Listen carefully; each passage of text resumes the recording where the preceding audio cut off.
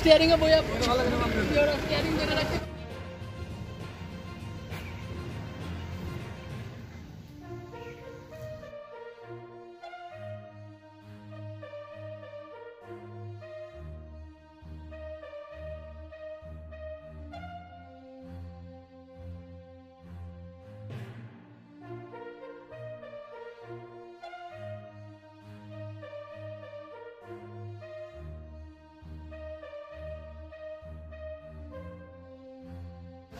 তো এই জায়গাটার নাম হয়েছে বৈদ্যবাড়ি সংলগ্ন পঞ্চপাপাড়া।